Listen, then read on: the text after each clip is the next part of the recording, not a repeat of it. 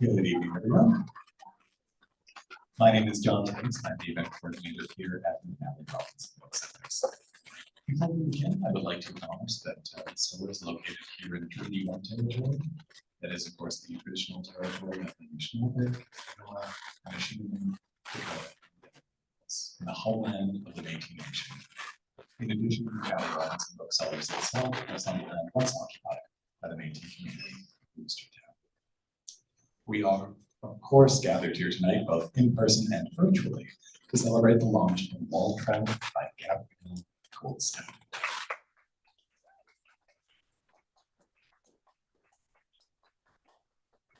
Gabrielle's latest middle grade novel tells the story of a first-generation Canadian girl growing up in the shadows of the Second World War and navigating two cultures while struggling to find herself. We have Anita Daher on hand tonight to guide us through a conversation after Gabrielle reads a selection. We are, of course, very grateful to Heritage House Publishing for helping make this evening a possibility and, of course, for publishing this book in the first place. I won't take up too much of your time, but just to go over the details of the evening.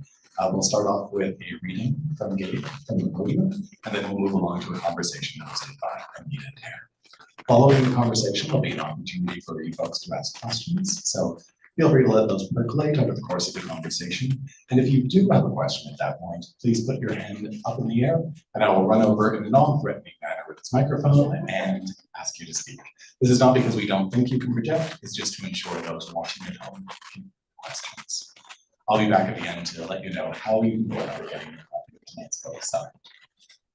But now I have the pleasure of introducing both of tonight's participants. The host, Anita Daher, is an author and Emmy award-winning screenwriter, producer, and actor. You may applaud the award.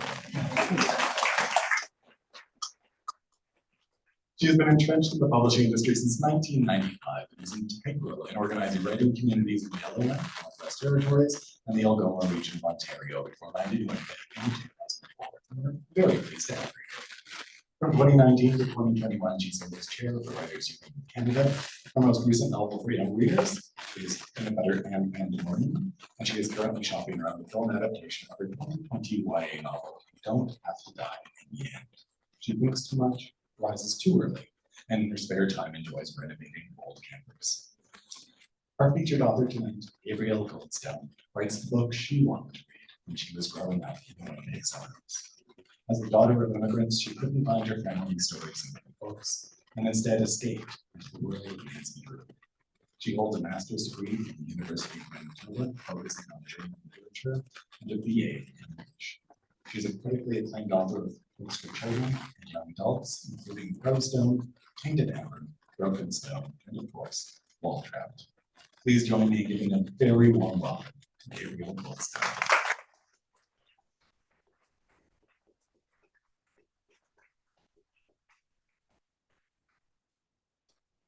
Hi, thank you so much for coming tonight. And my first words are pinch me because this whole book thing has been like overwhelming. Last year at this time, Waltraut was just a file on my computer. And so I was just getting over the fact that Ronsdale had decided no longer to work on middle grade. And I'm like, okay, should I even try setting this out? Like, so the fact that a year later, within a year, I am standing here with I love the cover. This new book is just still a surprise to me. So I have so many people to thank for making this novel set in the 1960s in Winnipeg happen. And it starts right here with this amazing bookstore, which offers authors a chance to introduce their work in a welcoming environment. Our writers group used to meet in here every 2 weeks, and I thank McNally's for that opportunity as well. Of course, since the pandemic, life has changed. Okay, and thank you to Jonathan, the events coordinator, who makes this complicated stuff with in-person and online happen. He makes it look simple, but I think it's really complicated. Okay, so the next thing I want to thank is the First Nations people upon whose land we live. When I was a young girl, scurrying through Winnipeg's core area on my way to German immigrant church for Saturday morning German school, I had no idea that some of the homeless people I passed had been made homeless by immigrants like me. I had no idea of the trauma of residential schools back in the 60s. My family was focused on healing from their own traumas after the messed up lives they lived in Europe and in the Soviet Union. For my family, Canada has been an opportunity to start again, a country of second chances, and I'm grateful to my now deceased parents for their courage in choosing Canada as a place to raise their kids. Thank you to the teachers who shared kindness along with learning throughout my years of public school. Special thanks to a certain Mr. Sheldon at Ness Junior High, who encouraged my first attempts at imitating Nancy Drew. Thank you to my church who offered community and hope to the homeless immigrants after the Second World War. There were more than 14 million Germans displaced because of what Nazis had started, and they were scattered throughout the world. Many Germans came to Canada in the late 40s and throughout the 50s, and the church became a hub for many of us. Through our immigrant church, I made lifelong friends. At least one of them is here tonight. Yes. I made lifelong friends, and through Saturday morning German school, I kept up with my language skills and even learned to like some of the songs and poems we were forced to memorize. I'm grateful to the once thriving German department at the U of M, where I could continue my studies of 20th century German lit. More than history, I've always considered novels to be my path towards understanding. Thank you to the many authors whose books I've read ever since I was a little girl. Books have opened my mind and my heart to not only my family's past, but to other worlds, times, and people. A lot of thank yous. Thank you to my 3 kids, from whom I've learned to cherish time. Childhood passes so quickly, but its moments stay with us their whole lives long. Everything matters to a child. Thank you to my younger brother, who shares many memories, albeit with a certain different point of view, as we grew up together. I hope I didn't embarrass you too much. Remember, bro, it's fiction, just a story. Thank you to the recent newcomers to Canada, who I've been privileged to meet in the last few years. It's beyond comprehension that war is again raging in Eastern Europe. Your struggles remind me that immigration continues to be a challenging journey, but your enthusiasm reminds me that Canada is worthwhile, worth loving, worth working on, and definitely worth living in. Thank you to my Semper Fidelis friends who've helped me find courage to be myself and to tell my story. We're all perfectly imperfect together. Thank you to my fellow writers, especially the Anitas, and I know there are some of them here. We all have such busy lives lately. Okay, who share with me the burden and the joy of writing. Our group has been meeting for more than 10 years now, every 2 weeks, and our inspiration is Anita Daher, okay, who taught a creative writing course and gave local fuel to many of our fledgling writing fires. She's very much like my character's heroine, Nancy Drew, kind, curious, and brave. So thank you, Anita Daher. Nobody said it would be easy. We write because we must. There are no guarantees that our stories will be published. We have good days and bad. On the good days, we thank you, our readers. And on the bad days, we turn to our fellow writers for support. I also want to give a shout out to a certain Dr. Maciusz Svidlicki, assistant prof of English studies in Wrocław, which used to be Breslau, Poland, among his many other roles. How he discovered my books on Goodreads is beyond me, but his support has been unwavering and given me confidence that my stories do matter. Perhaps he's just a figment of my imagination, but he's really out there somewhere. Thank you.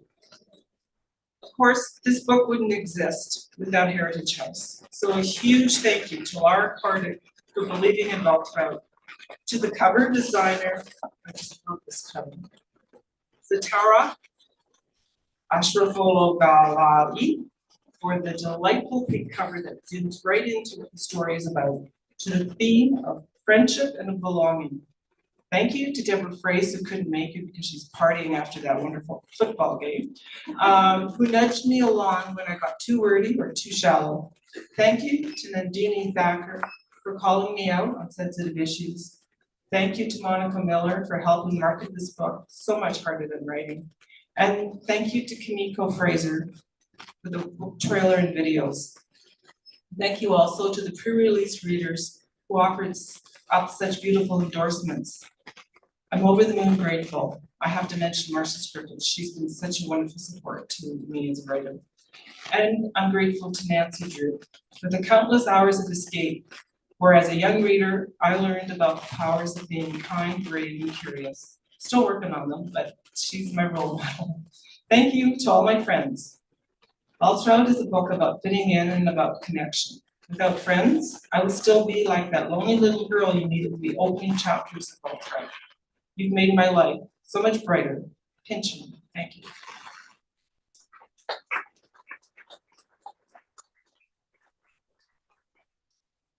So I was like considering what I should read from. Because my other previous books were about my mom's time in Europe, and they were very dark books. I wanted to write something that was a little bit more, read something that was a little bit more upbeat.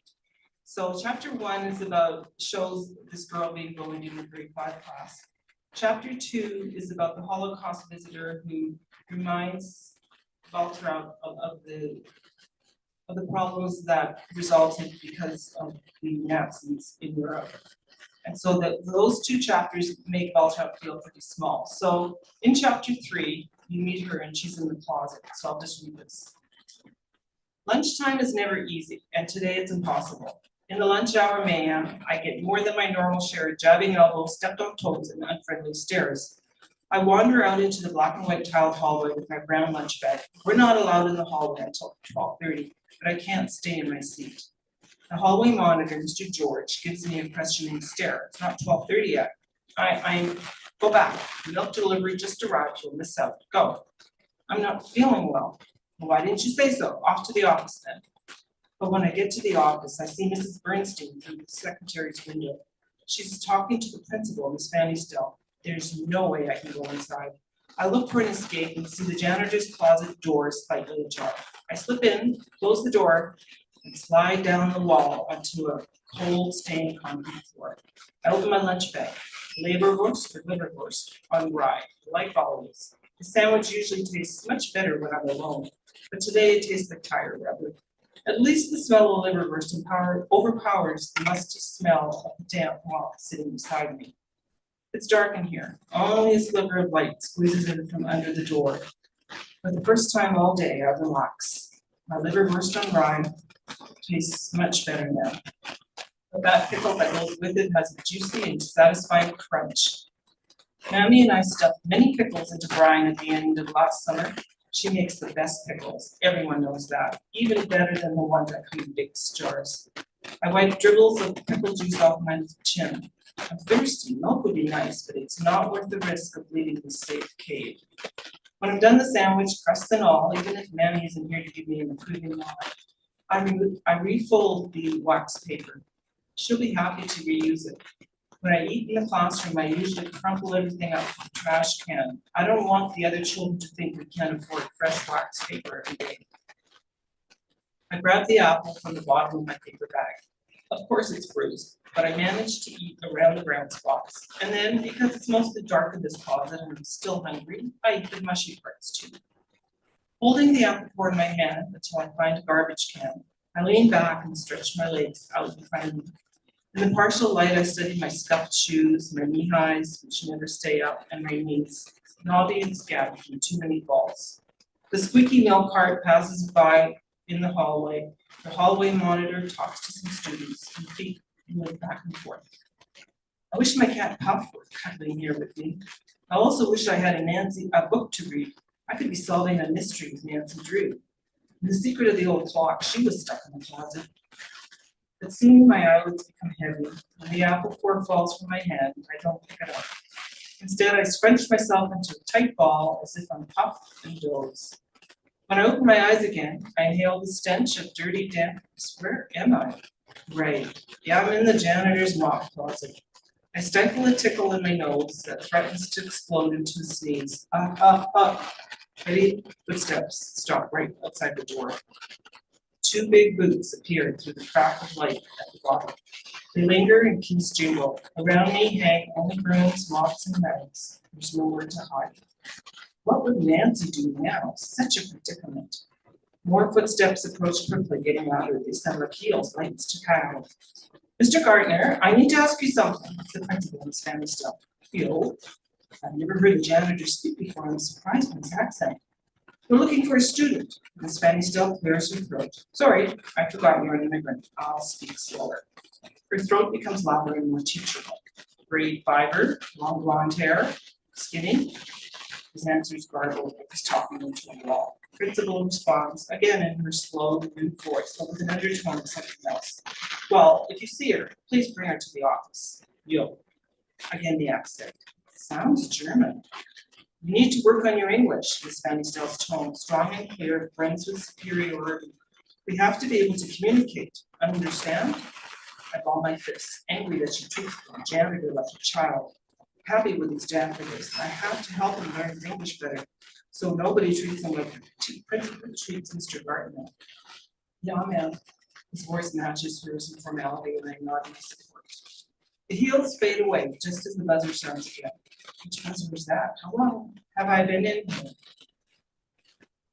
Please, Mr. Janitor, don't open the door. The closet door opens without a sound, letting in a triangle of light. A moment later, a click floods the entire closet in yellow glow. Mentions Kinda! Mr. Gardner covers his mouth and steps back out into the hallway. It's just me. I don't mean to scare you. I motion with my hand and put a finger against my lip. Zumachen bitte, I add in German, desperate that he shut the door before I'm found by someone else. Zumachen bitte? He laughs as he follows my instructions and closes the door. It's not a mean laugh, it's a warm, friendly laugh, like he's relieved, like he's laughing in German. So many orders, but with a bitte? He crouches down to meet my gaze. In the naked bulb light, I see an old man with many wrinkles and twinkling blue eyes. Mädel, Mädel, he shakes his head and rattles on in German. You and me in the broom closet, not good. This might be a proper place for an older immigrant like me, but not for a young girl like you. I am Herr Gardner, by the way. You can call me Otto. He stands up and holds out a huge calloused hand. And you? I get up and wipe my hands on my skirt before I take his proffered hand. Waltraut Weiss. Nice to meet you. Sit down, please. You might as well make yourself comfortable. I sag back to the floor while he reaches for a tin lunchbox. He eyes my apple fork. I see you've eaten your lunch. You don't mind if I eat mine, do you? I shake my head. Good. He slips down beside me and stretches out his long legs in heavy scuffed black shoes with frayed laces. I never had company, so today is special. He unscrews the top of his aluminum thermos, and the smell of coffee mingles with the smell of wet milk. The coffee steams as he pours it into the thermos. He takes a sip. Sam, gut. So you are German, I say, not sure if this is good or not. Yeah, you understand me, and you? Yeah, I refold my stained paper bag. I speak German too. He takes another sip. This is truly a special day. We're a Landsmann. Landsmann? I furrow my brow, concentrating on the bag before I look up at him. I mean, we share a homeland, you and me. His grin lights up his whole happy face. I was born here, I insist, straightening a little. No way that I'm an immigrant. Good, but did you speak German, yeah? Yes, maybe I'm a little bit of an immigrant. Abby comes from Germany, Mammy, well, it's too hard to explain where Mammy comes from. Her life is complicated. I don't think she even knows where she's from. I was born here in Canada. Janitor bites into it like a Gabriele Goldstone rice sandwich. I am a Canadian, I insist. Kathy reminds me every day and says I should be proud of it. Yeah, me too soon, he grins. After I learn English, I will be leaving it. Happy too. We sit in amiable silence as Office sips more of his coffee. The smell reminds me of Kathy. We can be friends, okay? I know. So tell me, why is a pretty Canadian girl like you, he emphasizes Canadian with a grin, stuck in the smelly closet? I look to the door. What is waiting for me on the other side? More shaming, more lessons about my background. I slump down. Were you in the war? Yeah, no choice. Every German was in the war. He shakes his head. Were they concentrated in the camp? Concentrated, I ask.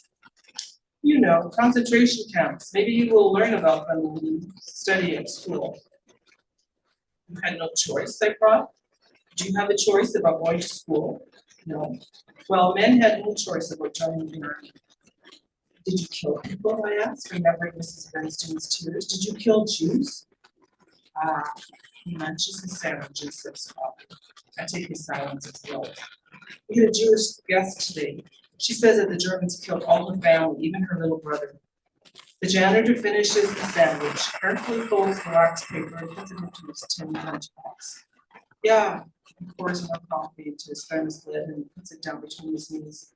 Yeah, the Nazis did terrible things. Did you? I persist. Yeah, he hangs his head. Yeah, I killed other soldiers with guns, or they would have killed me, you understand? He rubs his big hands over his face. That's war. I'm afraid to ask any questions, scared to find out what might happen to it. I move away from Otto, closer to the smelly wall. Smelly walls seem less messy than old German soldiers. It's what soldiers do, girl. Soldiers do what they're told to do. But killing is wrong. I'm feeling claustrophobic, like maybe I shouldn't be here, like maybe I'm getting more cooties. Yeah, killing is wrong, she just said. I know. I'm scared. Scared to be in the small closet. Scared to face my classmates. Scared also to disappoint Malcolm. He told me the best way to remember the past is to try to do good things today. So how can I go back to school? My dry throat hurts.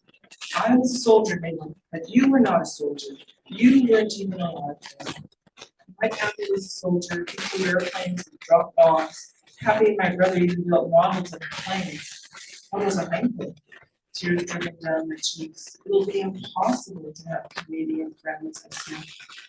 Otto pulls a big blue and gray checkered handkerchief. Here, it's clean. As I blow into it, he adds, yeah, I see your point. It's hard to be a German in Canada. Maybe harder for you as a child. A child needs friends. I have no friends at school. I make a chipmunk smell little, but I catch my breath and continue. Happy says I'm Canadian, but no Canadian wants to play with me. Only Marco, he's a boy. Plus, he's got cooties. What? Oh, never mind. Listen, baby, you have every right to be in school. You have every right to be in Canada. Your mother and father chose to start over, and you must be tough. Tougher than this, it will never do. It's stumbling in my chin and positions it so that I have to stare into his blue eyes. Those children in your classroom will understand. They can form us to be your friend, and why not be his friend? He's lonely too. I turn my chin away. He's a DP. Everyone hates him. He's got work on his hands and he wears ugly clothes. You seen them? No, but once we had a little hand in the big circle and nobody wanted to hold Marco's hand. I still remember him hanging there alone. The circle was broken because of him. Don't judge and you won't be judged, honestly. I can't go back and sniff. I won't. I look up at him. He won't report me to the office, will he? Where will you go? Janitor asked, standing up. The small closet seems even more crowded with this big body walking the dangling ankle. I'm going to run away. I immediately regret losing my Really? He rubs his neck and I'm sore. I get sore and it says watch. You listen to me? Far away, I let it. I'll leave the money in a suitcase, food, and but I will certainly not let you go. He is listening. Follow me straight to the officer. No, please don't let me go. He crosses his arms over his chest. So, what is your plan? Can I just stay here, please? And then, his bushy white eyebrows arched like rainbows, but his eyes were stormy. And I'll go home and come back tomorrow and, yes, I'll be brave tomorrow. Just let me be safe here today. Please, please. He unfolds his arms. I must go. Otherwise, these teachers will accuse me of being a dirty old man. He grabs a broom off the wall. I wipe my nose. Young girls should not be in closets with old men. He paws his face as if to wipe away the wrinkles, and then he smiles. Never mind, other people see dirt even when there is no. What do you mean, I ask? Old men like me who can't speak English in Canada, a dirty old man, even when we're kid, and especially when we're in closet young girls. There's a story. Enough talk. I have work to do. What you do is your business. You close the light string and you leaves. Closing the door behind you. I stay in the dark with a smelly mop. What was he talking about? Spending time with Otto has been the best part of today. I decide I will be brave and take whatever friends I can get tomorrow, even if it means getting our clothes, lost these cookies, or having Otto the janitor in the hall of dirty old man. Thanks.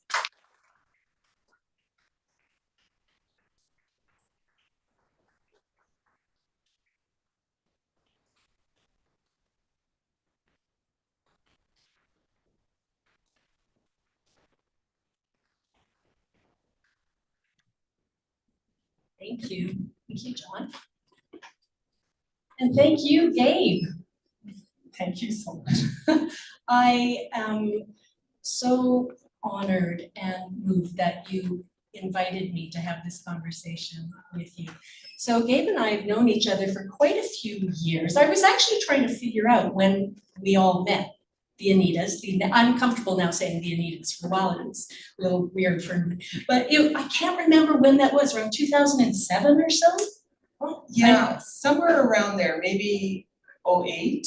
Yeah, well, Yeah, time flies. your first novel came out in 2009, I believe, so. Right, and it then was died before that. the following year. Yeah. Oh, yeah, the And that joys of publishing. And that was when you introduced me to the others who have become regulars, yeah. Okay, yeah, so that's how it all worked. I have been a fan of your work from the very first book, from the very first story of yours that I read. They're moving, they're interesting, the history.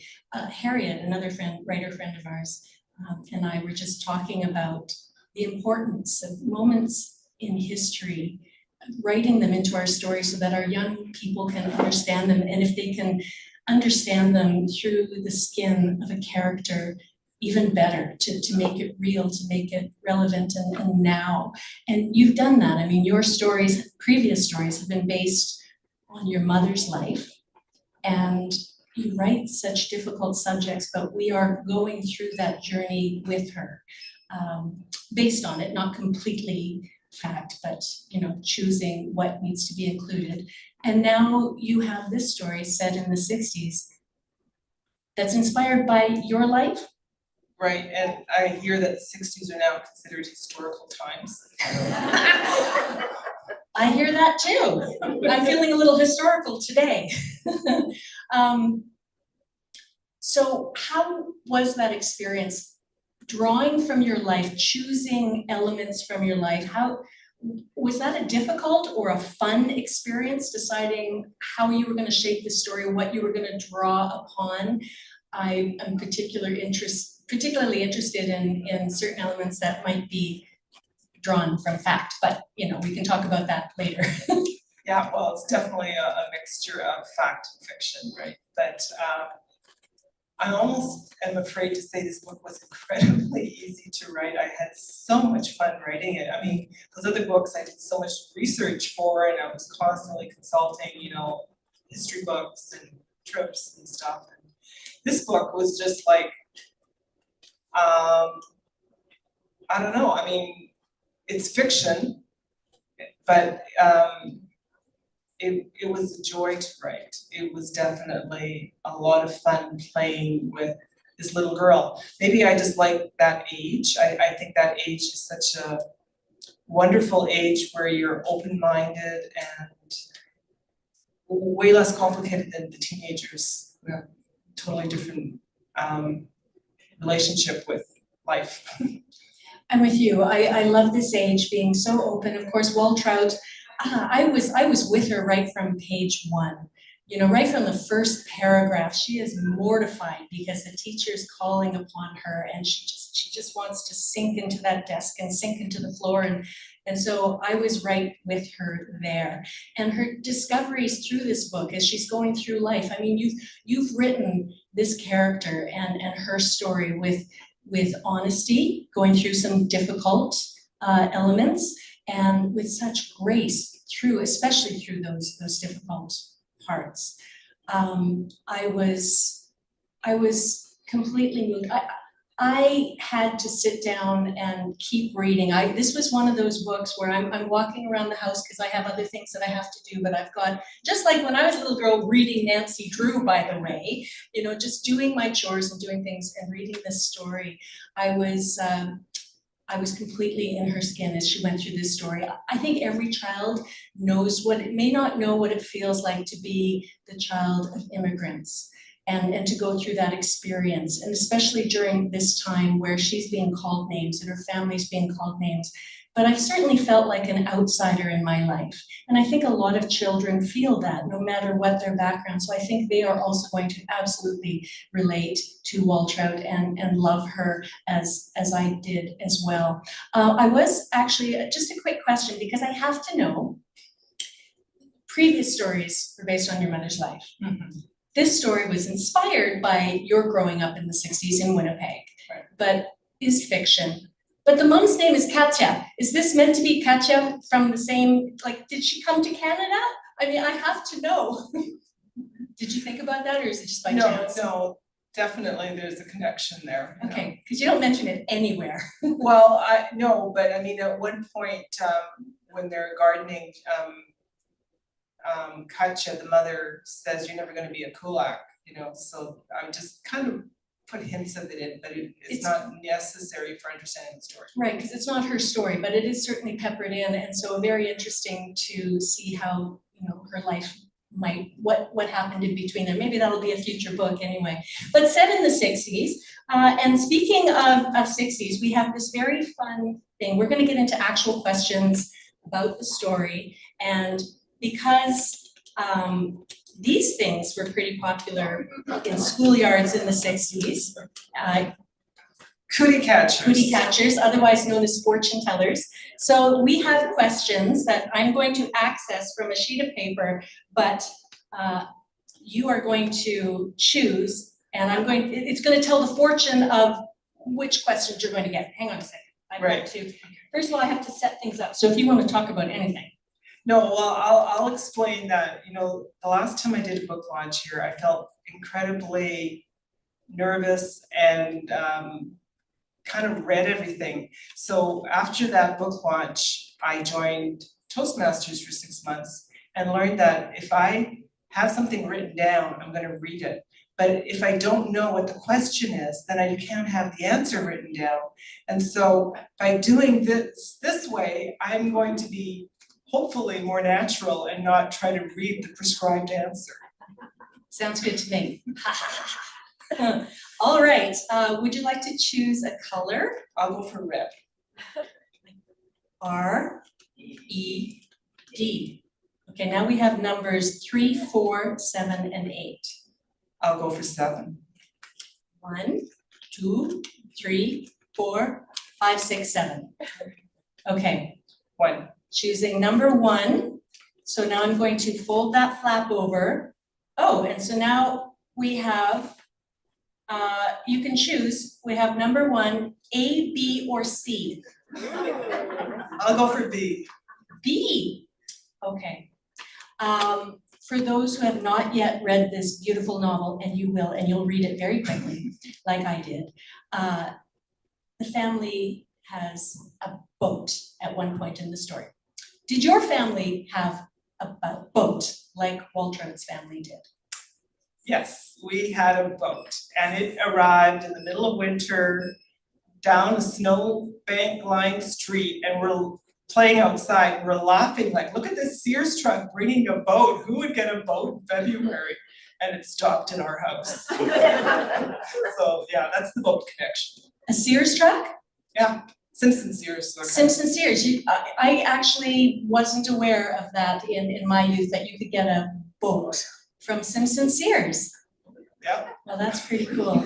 And did your father surprise your mother with this boat? Yes. Yes. Well, I imagine that made for some interesting conversations. Okay, let's do another question. Okay. Blue. B-L-U-E. Okay, you have numbers 8, 3, 7, and 4. 3. Okay. 1, 2, 3. Okay, 6. 6 we have. Okay, question 6. A, B, or C? I'll go for A. Okay. What is Schadenfreude? Schadenfreude, okay, that's one of those German words that has now moved into the English language, and it means joy at someone else's pain. Yes. So it means that Schadenfreude would be, I'm trying to think, like we might all have a little bit of Schadenfreude today about the what's the Regina team called? You're a big sportsing fan, aren't you? You know, the green one. We Rough all might Riders. feel a little Yeah. bit sad about the Riders, yes. A bit of Schadenfreude at their loss. Sure, and things like, oh, you know, you are maybe for the first time in your life obeying the speed limit, and you see somebody get pulled over for speeding or something like that. Well, I'm careful that way. Yeah, I never speed. No, you never speed either. No, and I don't lend my car to anybody who speeds. Okay, next color, please. I'll go for green. G-R-E-E-N. For it. I'm really glad there's not, you know, colors that I might slip up on here, like, anyway, what'd you say, 4? Okay, Yeah. 1, 2, 3, 4. 8. 8. We are number 8, and is it going to be A, B, or C? I'll go for C. Okay, this is going to be a long answer because I want you to make a list here. Are any parts of this book true? Just a couple. Hmm. I mean, there was a German school down in the core area. We did have a really fun German school teacher. We were forced to memorize a lot of weird German poems. I mean, interesting classic German poems. What else was real? I mean, we did have a boat in our family, but I mean, it wasn't like a story. I can ask you, did you like pickles? Loved I've been pickles. craving pickles ever since I read the book, like crunchy pickles. But my mother never worked at a pickle factory. And my mother actually ended up working at a potato chip factory, which really helped get friends. Did your brother fall out of a tree? Pardon me? Did your brother fall? No, okay, so I should tell this story. It was my fault he broke his leg. Oh, He was in a shopping cart and I tipped the shopping cart over by standing on the edge. And he did end up in the hospital for a really long time and he did really improve his English, but it was my fault, but I didn't put that in the book. although Waltraut does feel guilt for her brother or parts of her brother getting injured. What about hijinks at church camp? Well, we just talked. We actually couldn't really follow through on that stuff. We were just imagining how much fun it would be if we could do things like skinny dip, but we never did. We were too cowardly. Not enough Nancy Drew in our life. Yeah. Yeah, but you got to live that out through this story. Another real thing that happened was we really did buy a show. My parents bought a show home. Oh, I was wondering about that. Yeah, and I mean, it was a custom house built according to a show home, and I remember being very disappointed that I wasn't ending up with the princess bed. It made a lasting impression, clearly. Yeah. And finally you did end up with your, well, never mind. Don't worry, spoiler alert. But I do remember when I was a young girl, a little bit older than when Waltraut, my family and I lived in Saskatoon, and we lived in a newer area of Saskatoon, and we had the parade of show homes. Okay. And it was just, I mean, I grew up, my mom and dad were in the Air Force, we didn't have a lot of money, and so we go through these show homes, it's like, wow. Yeah. And they'd have like the sunken sitting areas back then, I can't remember, sunken conversation pits, I think they were popular at one time, anyway. Yes, very, very cool, okay. Other questions will probably occur to me, I wonder if this really happened, but I know how to reach you in the middle of the night. So, well, email, I won't ask, I won't be calling you. Okay, another color? Yellow, please. Yellow, Y-E-L-L-O-W. 5. 1, 2, 3, 4, 5. 3. Okay. Lucky number 3, A, B, or C? A. A. Well, we already had that answer. Oh, then, okay. So choose another one. B. I think we know the answer to this, but I will, you know what? I'm going to instead ask you C, even though, just because I like that question better. Okay. And I may have a follow-up question. If Waltraut had a middle name, what might it have been? Okay, well, it might have been something really weird like Ulrike. Oh. Yeah, because when my mother named me, she had helped birth some kids and twins in Germany. And she had named these, the woman who had the babies, named the first one Gabriele and the second one Ulrike. And I used to tell my mom, like, I'm so happy that Gabriele was born before Ulrike. Because I couldn't imagine having that Ulrike as a first name. So my follow-up question is just simply, when you were a little girl, did you ever think about if you could choose your own name? What would you choose another name? Like Waltraut had a name that she would choose? Yes, grade 6, we had a teacher, Miss Johnson, who became Mrs. Gustafson over the course of the year and wore these really nice, she could have been a Nancy Drew or a Barbie doll kind of teacher. Yeah, and she knew I was unhappy with my name, and so she let me pick a different name, and I became Karen, because you can't misspell it, you can't mispronounce it, it's very simple, Karen. I love that. I would have been Samantha, just in case you were curious. Samantha, I don't know why, but. Would you have had a nickname then, like Sam? It would have been Sam, because you can't shorten Anita, not really well. But that's what when I had my children, I made sure they didn't have nicknames that butchered their real name. Yeah, names are fun and complicated. And you just have a new name in your family. I do, because it's not about me, but I am a brand new grandmother, so it is about Theodora. Yeah, no, it's a beautiful name, yeah. Yeah, first grandchild, so I'm very excited. Okay, so let's put a pause on these very fun cootie catcher questions. And it would be very nice to open it up to your guests here to see if they have any questions. Maybe some of this is stirring memories of the 60s for them. Maybe they have particular questions about the book or being an author. I know John is around here ready to leap out in a non-threatening way. Here we go. Hi Gabe, congratulations. Love the cover. Okay, so I did want to know, because I heard a lot of this book as you wrote it. I wanted to know, I had like a 2-part question, of course. What was the scene you liked to write the most, and what did you find the most difficult emotionally to write?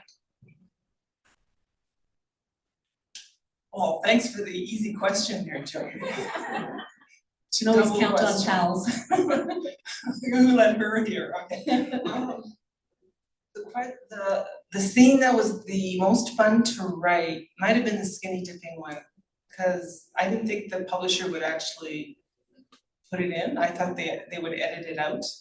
So I was surprised. So yeah, that was really fun. That was kind of exploring my inner Nancy. And what was the other question? The most emotional? Difficult.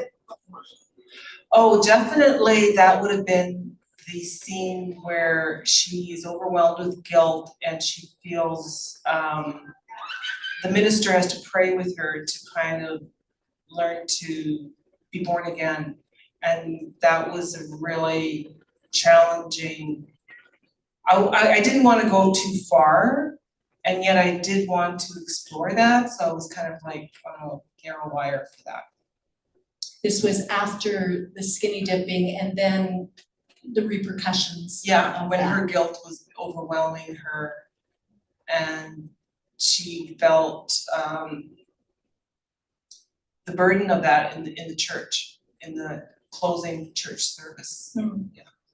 I will get to another question right away, I hope. So, but I just want to say with that whole, with the church camp and before the skinny dipping, something else that really struck me is when a junior camp leader, just as they were, starting camp.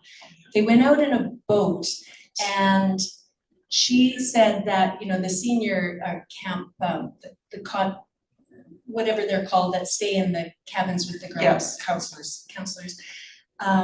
Had tasked her to make sure that every young woman of a certain age knows about the birds and the bees. Right. And so she's all awkward and she's explaining the birds and the bees, but the thing that I loved about it, especially, was just the curiosity and also, sort of the mortification and the giggling, but the curiosity and wanting to know for the girls and how it was all expressed. And I think there was this situation in the book. I just wanted to mention that there were elements of your book that reminded me of, I had the same feeling as when I read Judy Blume.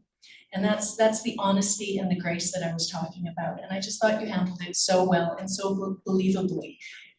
It sounded completely right. Oh, thank you. And that was another scene that I thought the publisher would delete. So maybe in another person's hands or another person's writing, she would have deleted it, but you handled it so I well. remember asking her, I said, "You're gonna keep that in too?" And she goes, "Oh yeah." And I'm like, okay. Because well, in the book, they figure once they're double-digit age, they should start recognizing the changes they're gonna go through. So I was grateful that, like I said, it was the kind of thing I wished I would have learned when I was 10 years old. Yeah, so thank you for that, Phil. Well done. Do we have another question from this fine-looking audience here? Oh, there we are. Do you feel happier now that you've analyzed yourself through Waltraut? Yeah, totally. You know what? It was so much fun to write. I recommend this to everybody. That's why I have pens to hand out, because I think everybody should go through this process. Just write your childhood away, and you'll come out like feeling much happier about yourself. I think so. Thanks for that. You have the most beautiful swag from your publisher. I mentioned this earlier. I mean, the audience at home can't see it, but the pens and even like everything's based on the book cover. It's really quite lovely. Well, they'll just have to come visit McNally Robinson and see what's here. Yeah, no, Heritage House has been a wonderful publisher to work with. Really lucky. So I'm wondering if you have any advice to people who are just starting out in the publishing world. You have learned a lot working with different publishers, both in Canada and in the US. And I'm just wondering if you have any advice on choosing a publisher or Carrie, anything you want to say. Well, it's Small tough. question. It's a tough thing. Like, if you have other things that you might want to also do besides writing, do that. There's no guarantee of success. And you can't do it because you think you're going to get a book published. You got to do it because you like to explore what you're writing about.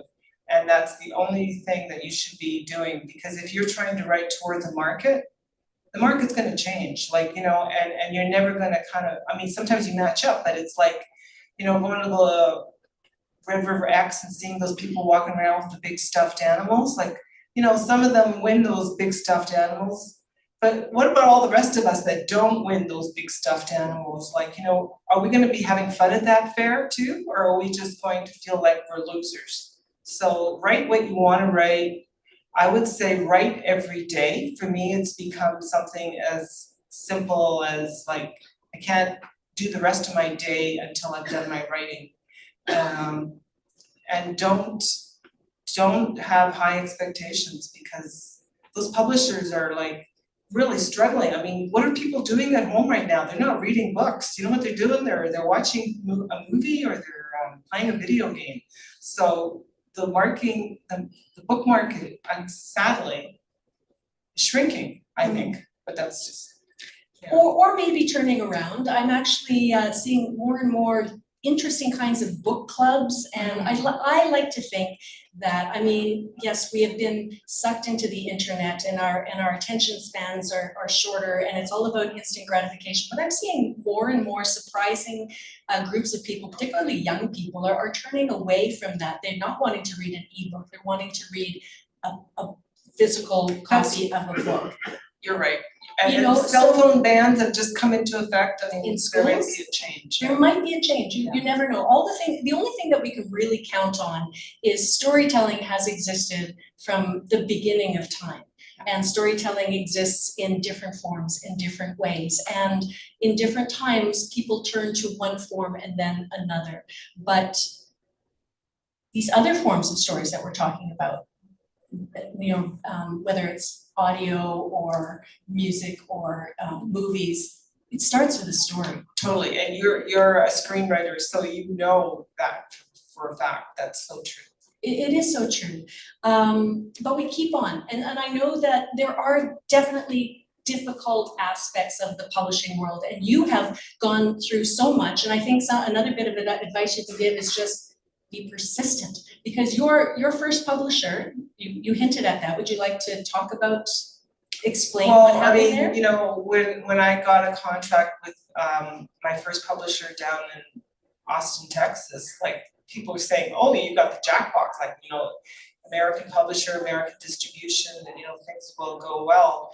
But that publisher, first of all, kept changing the release date, and I really just wanted that book out before my mom died, right? My mom died in 2011, that book came out like January 2010, so that was my goal, because there were red flags for that publisher. I should have, if I had any brains, canceled the contract, but I wanted it out before my mom died. No, it was really kind of cute the way my mother treated that book, but anyway, so they just stopped communicating, you know, and it was such a struggle, and trying to, I had people contacting me at universities down in Virginia wanting class copies.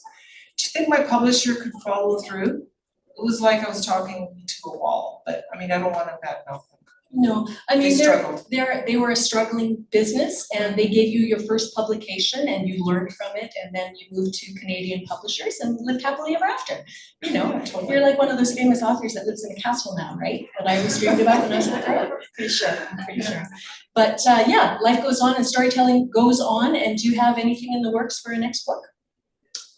Yeah, I have a couple of projects, one that I just sent off, and I'm, you know, I'm not gonna jinx it. No. I'm not gonna jinx it. Don't take the energy out by talking about it either, right? That's sort of another rule. Well, I think that's lovely. I don't know, is there any last question? We might have time for one more. Maybe two, whatever John says. I've always wondered, when one writes a book, is it a good idea to share some experiences knowing that your children will possibly read it? Would it be good for them, or is it better to keep some things never spoken or shared? Just because I've been curious if I ever would write, you know, what would I tell my children? Or what should I not share with in the book if my children would read it? Well, I mean, I write fiction, and so that's where I hide, you know, like, it's all fiction. So nobody can come up to me, even my mother couldn't come up to me, although she did, and say, you didn't get that right, you didn't get that right. Mom, it's a story, you know, so if there are things that you would feel uncomfortable sharing because they're about your family, then if you can't disguise it in fiction, I would personally be careful. You don't want to like cause rifts in your family. That's how I would take it. You end up with an annoying brother. I broke his leg, okay? Comment from the brother. And also, daughters are right here, so maybe afterwards you can, you know, get the scoop in person. We want to hear everything. Well, what do you say, John? How are we doing for time? All right, we have time for one last question. Oh, there we go. You have the honor of being the final question. And I don't have a question. I would just like to say that I've known Gabe since We met in 1964, 20 years after the end of the Second World War. And during the war, her dad flew with the Luftwaffe, and my dad flew with the Royal Canadian Air Force. And I just always thought that that was an amazing story. But I want to thank you, Gabriel, for all the stories you've shared with us of your family. They're very personal, they're very touching, and I really, really appreciate it, especially after having this friendship for so many years. So thank you. Oh, thank you, Sarah. I have So- goosebumps. Sarah and her twin sister Deborah have been in my life since we were like 10 years old, 9, 10 years old. When I moved into that show home neighborhood, they had all that pink insulation stuff, like in the homes they were constructing. And I remember I used to play in that house that they were constructing, like, you know, doing exercises and stuff. Man, that pink insulation is not very good for exercising when you've got shorts on. But that was my introduction to them. And yeah, we've had our share of adventures, and Sarah herself has done a couple of books exploring her father's military career. And she had Remember Me published and launched here, and it did well. It's the most beautiful book. But yeah, isn't it interesting that the next generation can become friends where the fathers were actually enemies, you know? And that's what Canada is all about, you know? Oh, I love that. And I think that's probably a beautiful note to end our discussion on tonight. Thank you so much for writing this beautiful book and for inviting me to share this conversation with you. It's just been a pleasure. Thank you so much, Anita.